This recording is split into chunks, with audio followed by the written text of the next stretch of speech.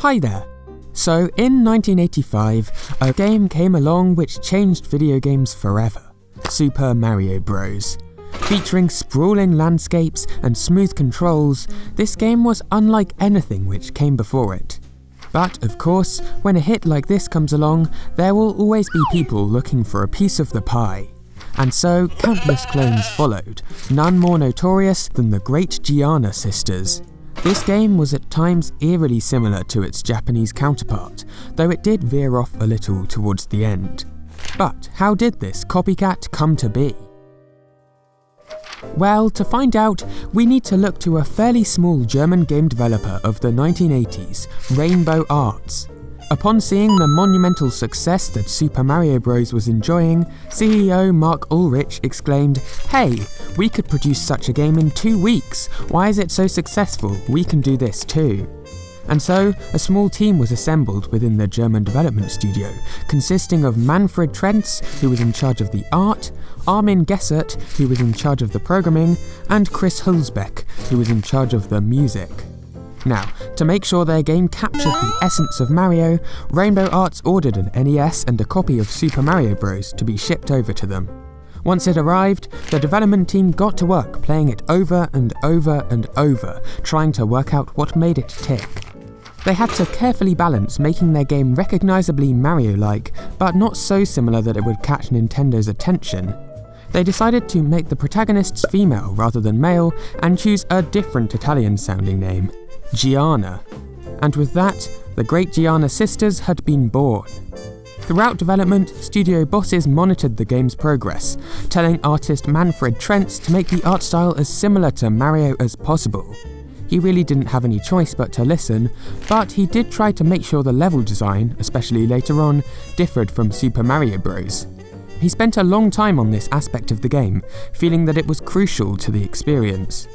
Management, however, didn't share Trenz's opinion, and every 2 weeks or so would ask him, "What the hell are you doing? Show us something."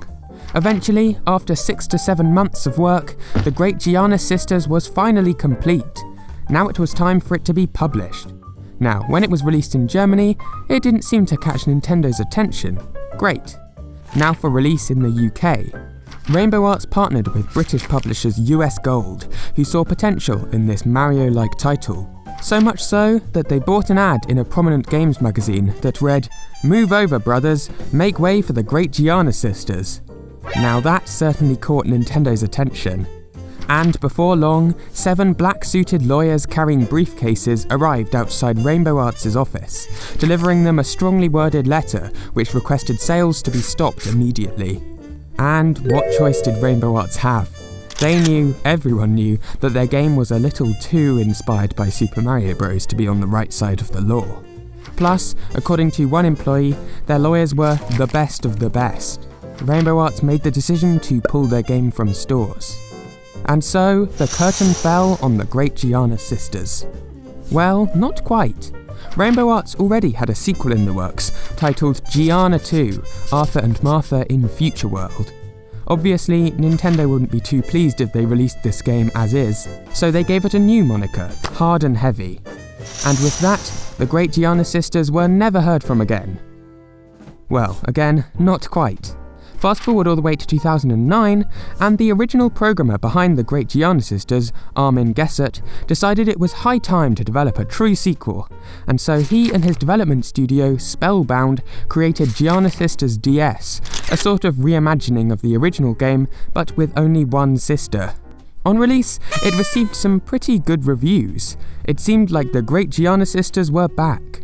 Tragically, Armin Gessert passed away only a few months after the game released. But his efforts weren't in vain. 3 years later, a Kickstarter campaign was launched to develop a sequel to this DS Giana Sisters, and later that year, Giana Sisters Twisted Dreams was released to some stellar reviews. And so, the moral of the story is, copy other games? That can't be right. Well, it worked in this case. Different strokes for different folks, I guess. Hi there, thanks for watching to the end. So, this game actually had a reputation in the 80s with some as being better than Mario. What do you think? Would you consider playing this game? Let me know in the comments. And for more videos like this, be sure to subscribe, and I'll see you next week. Bye!